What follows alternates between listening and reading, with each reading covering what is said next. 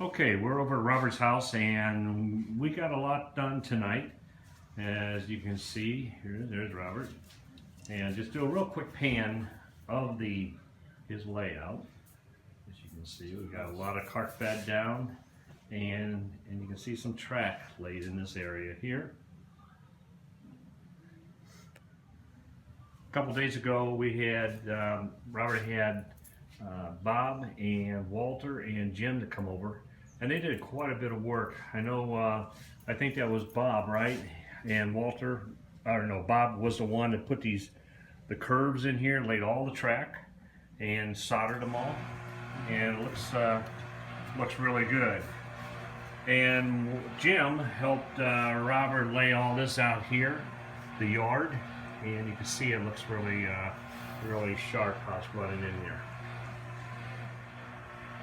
Walter put down the road beds, and he also did some drilling, you say, Robert? Yeah, all the Code 83 track.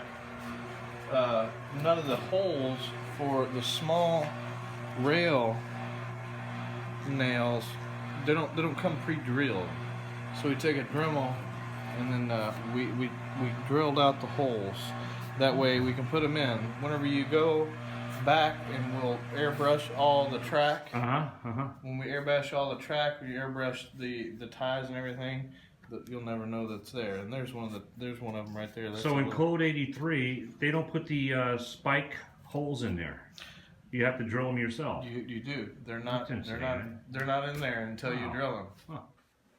Today we laid out some of the track right through here in this yard, part of the yard, and laid down some road bed in this area here. And Robert, you were what were you putting in here? Well, for each different yard track you have here, there's a drop. And I'm using, I don't have extras to show you, but the joiners with wires attached, you can look closely. They're on the inside. And I drilled small holes, so they're all dropped, ready to go connect to the bust. Well, see what these are is, you know how we have to run the wire and we next to the track and take it down to the bus. These are actually a product that the connectors already have the wire connected to it, and you drop it down through the table. That's right. Well, and I do it on the inside. That way, whenever we go back and I put the ties in, we had to cut the tie there to get the joint. When we put the ties back, and then when we ballast everything, you won't ever see any of the wires. Okay. Attention to detail. Yes, it is. But think of those drops that you're talking about. They're not cheap either. Oh no. Yeah. They're not cheap. Funny. Just a little bitty old wire with the joiners added to it, and the wire's 12 inches long. They want $4 for those things. Trying to find it on my. There it is, right there. Those are joiners with wires attached to them, and drops down like we just said. $4. $4 a pair. So one drop is $4. However, well, I've got some more ordered. I found a place online. I think we get them for $2. And then if I run out of those, I think I figured out a way to make them. There we just have to buy the rail joiners and just make them. Perfect. All right. So how is this operation supposed to really work? Well, we're going to do a lot of switching. But you know what? If there's just the two of us, here versus the whole group, if we want to do just running some trains, it's a dual mainline setup. You have the two main lines. Now this right here is a track lead, but the whole track has got dual mainline running all the way around. All the way around the thing. So all the way around. And then we'll have all kinds of switching for industry along the back wall there. This whole area will be switching and industry. Be switching and industries in the corners and all throughout the middle of that track there.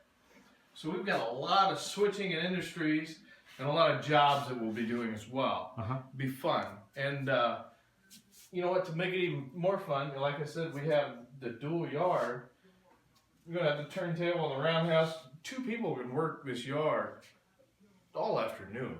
You bet. And stay busy. You bet. Especially since we're going to have an AD line, and the AD line is going to go all the way around over there. So you can put large trains together, if you want to run trains, or if you need small trains, you know, to go do jobs. You know, we'll have the cars and we'll go do the jobs as well. So we're gonna have 2 separate switchers.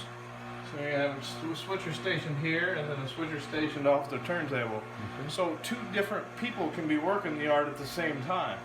One guy's building a train, the other guy's staging trains and pulling trains in that just came in from jobs. But the long, this third track in here, the whole thing is the yard lead. And what we did was just took the yard lead. A lot of them stop and just dead end. And that's for you to back the train up onto it, so you got room to move it to your AD, so that goes out to the next job, you know, going out, the locals going out. But what we did was we just continued all the way around and tied it back in to the tree, and on both trees. So this becomes a reverse loop as well. So that allows the switchers to get in and out on both ends as well. So, you know, this guy can be staging, you know, the next job, you know, or, you know, there's several different things. They can work in tandem together. If this guy pulled a train in, then you got one switcher pulled a train in, and this guy needs to take it and put it back in where it goes in the yard. Then, you know, he can pull 2 cars up, let them go. This guy can take them and back them in, or he can take them and make the next train on the AD track if he needs to. But then, so you can utilize it several different ways. Sounds good. And then we also made it, you know, this isn't the biggest layout. It's not the smallest, but it's not the biggest either. Right. You know, but, you know, room 15 by 12. I think it's, you know, rough numbers for you. Yep. But so anyway, with this yard, the only way into this yard is on the inside main line.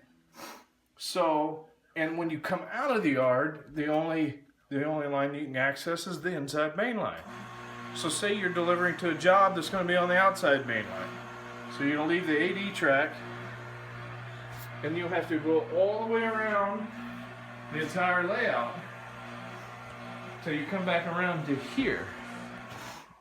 Okay. This is the only place that you'll be switching from the outside to the inside main, or from the inside to the outside main. So that what that does is make the layout a little bit longer. It makes it a little longer, so you know the appearance is a little bigger. So if you're leaving the yard with your job and you got to deliver on the outside main, you got to go all the way around, and then you'll switch from the inside to the outside right here, and then go all the way back to wherever your job's at. And that was done on purpose. Absolutely. It was done purposefully. Rod came up with that idea just to make the appearance of the bigger layout, make it a little bit more fun, you know. Who doesn't like running a train? That's you know, right. that's what it's all about too. That's all about. Then you go get to do your switching too. So it kind of makes it a dual purpose layout. Cool. So, All right. and then of course, you know, the future plans, you know, going through the walls, and then the whole next room Yes. becoming a later part of the project. As you'll notice, there's a track right over there that's going to go through a wall into the There's room gonna be next. another one in this corner too. And on this corner here, there's going to be, you can see this, the turnout right here is going straight. It's going to go right through that wall. But That'll be obviously until we get pretty done with this side, and then we'll go into that side. And that room's bigger than this room, and that room in its entirety will be covered, you know, full. So I feel we'll probably have a pretty big another yard, and then we'll have a big peninsula, and then all the way around to all the corners of the room as well. good deal. So, but All right. a lot of fun to come. Sounds good, Robert. All right. And that should take care of us for this day. Talk to you later.